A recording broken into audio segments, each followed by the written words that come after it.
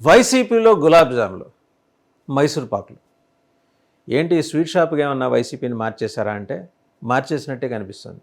ఎందుకంటే, తియ్యటి పదార్థం చుట్టూ ఈగలు మూగినట్టు ఆ ముగ్గురు చుట్టూనే జనం మూగుతున్నారు, నాయకులు మూగుతున్నారు.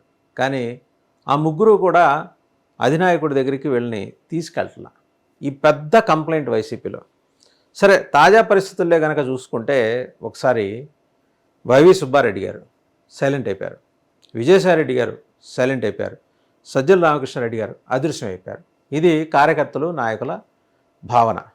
ఎందుకని ఇదంతా చెప్పాల్సి వస్తుందంటే, వీళ్ళే నిన్న మొన్నటిదాకా ఆయనకి కార్యనిర్వాహక వ్యవస్థగా మారారు. Triple R.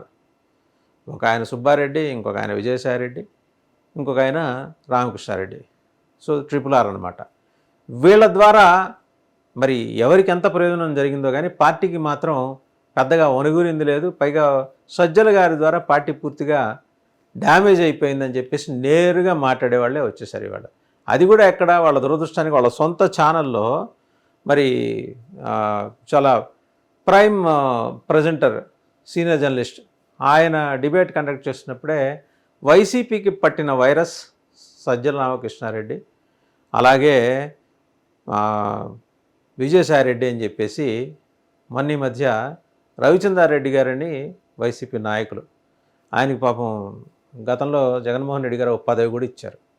ఆయన నేరుగా వచ్చి వాళ్ళ ఛానల్లో కూర్చొని వాళ్ళే వైరస్ అంటే ఇంకా అంతకంటే తల కొట్టేసిన వ్యవహారం ఏముంటుంది. టీడీపీ మీడియా అయితే మామూలుగా అడుకోవాలి దీని మీద.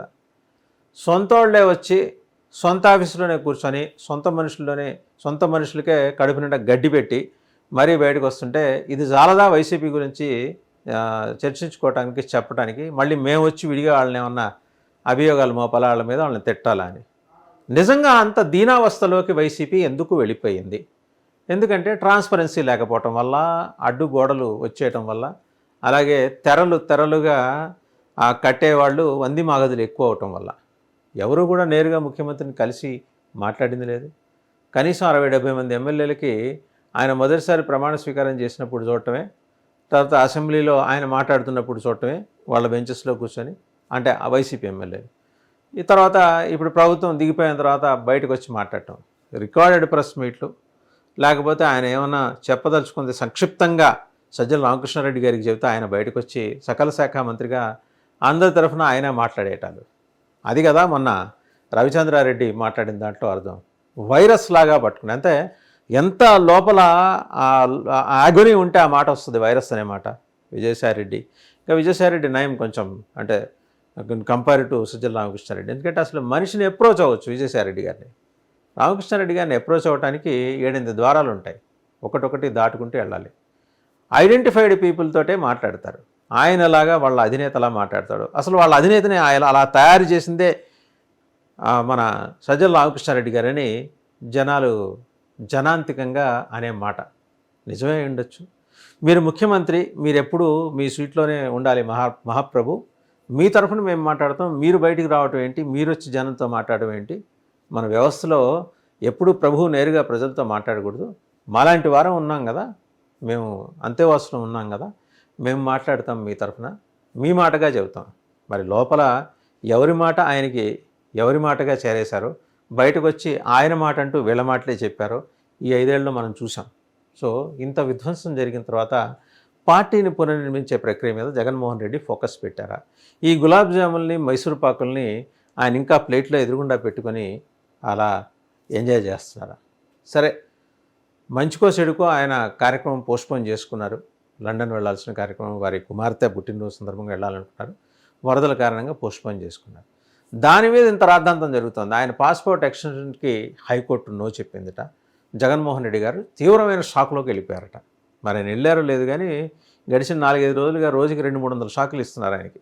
ఇలా ఎవరికి తోచిన రీతిలో వాళ్ళు సోషల్ మీడియాలో, మెయిన్ స్ట్రీమ్ మీడియాలో కూడా ఆ షాకులు తినడం కూడా ఆయనకు అలవాటైపోయినట్టుంది. ఆయన అప్పీల్ చేసుకున్నారు. ఆయన he has placed his request to the court. ఏమని? 5 ఏళ్ల నిడివి ఉండేలాగా నాకు దాన్ని పాస్పోర్ట్ జారీ చేయండి అని పెట్టుకున్నారు. Nothing wrong in it. ఆయన కేసుల్లో నిందితుడు కాబట్టి ఇక్కడి నుంచి పారిపోయి లండన్లోనో, రష్యాలోనో, స్విట్జర్లాండ్లోనో భవంతులు, విల్లాలు, పెద్ద పెద్ద విహార కేంద్రాలు నిర్మించుకుని ఆయన అక్కడే నివసించాడు. ఆయన బ్యాటిల్ ఫీల్డ్ ఆంధ్రప్రదేశ్. ఓడిపోయినా గెలిచినా ఆయన ఇక్కడ ఉండాల్సిందే, కొట్లాట ఇక్కడే చేయాలి, నాలెడ్జ్ సాగు చేయాల్సిన అవసరం లేదు, కేసులుంటే జైలుకి పోతాడు ఉంటే, ఒకవేళ తీవ్రమైన కేసులు అయితే అయినా కూడా ఇక్కడే ఉంటాడు. ఆయన దేశం విడిచిపెట్టి వెళ్ళాల్సిన అవసరం లేదు, పారిపోవాల్సిన అవసరం లేదు. ఒక పార్టీ పెట్టుకున్న తర్వాత కష్టమో నష్టమో, మనకు ఉదాహరణ కనుక చెప్పుకోదలుచుకుంటే చాలా సీజన్డ్ పాలిటీషియన్, తమిళనాడు మాజీ ముఖ్యమంత్రి దివంగత కరుణానిధి, ఆయన 13 సంవత్సరాలు ప్రతిపక్షంలో ఉన్నారు. ఆయన ఎక్కడ ఆయన ఆత్మనిర్భరం కోల్పోలా, కొట్లాడారు. జయలలిత లాంటి ఒక ఒక కొదమసింహం లాంటి పర్సనాలిటీ ఆవిడతో కొట్లాడారు, గెలిచారు, 10 ఏళ్ళు మళ్ళీ ముఖ్యమంత్రిగా చేశారు. అది ఆ స్పిరిట్, ఆ కంబాటింగ్ స్పిరిట్ ఈయనలో ఉంది.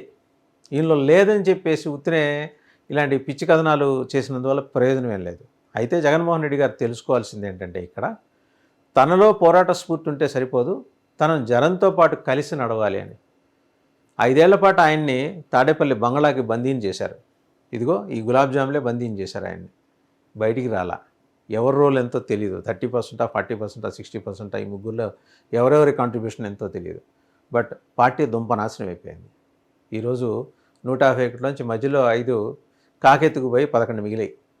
ఈ 11ని మళ్ళీ ప్రతిపక్షం దాకా తీసుకెళ్లాలన్నా సరే ఆయన ప్రజల్లో ఉండాలి. ఉంటారా? ఉంటారేమో అనే అనుమానం కలిగేలాగా నిన్న ట్విట్టర్లో ఆయన చేసిన ఒక టెక్నికల్గా ఆయన మాట్లాడిన తీరు, ఆయన ప్రజెంట్ చేసిన తీరు మనకి చాలా స్పష్టంగా కనిపించింది. ఏం మాట్లాడారు? 5 కోట్ల జనాభా ఉన్న ఆంధ్రప్రదేశ్ 5 లక్షల మందికి రిహాబిలిటేషన్ ఇవ్వలేకపోతుందా? అలాగే 1,00,000 కోట్ల బడ్జెట్, పైసలు లేవా?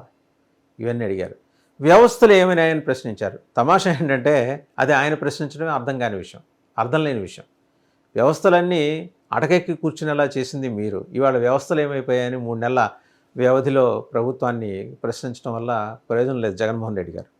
ఓవరాల్గా మీ గులాబ్ జాములని, మైసూర్ పాకుల్ని పక్కన పెట్టేయండి. మీరు నేరుగా జనంతో ఇంటరాక్ట్ అవ్వండి. ఏ ప్రజలైతే మిమ్మల్ని గెలిపించారో ఆ ప్రజలతో మీరు మమేకం అయితే తప్పించి, ఏది 2019 పాదయాత్రకు ముందు మీరు తిరిగారు చూడండి, అలా చేస్తే తప్పించి, అంటే పాదయాత్రలు చేయమని కాదు, నేరుగా ఇంటరాక్ట్ అయితే తప్పించి జనం మీ వెంబడి నిలబడరు. లేకపోతే మీకు గులాబ్ జాములు, మైసూర్ పాకులే మిగులుతాయి.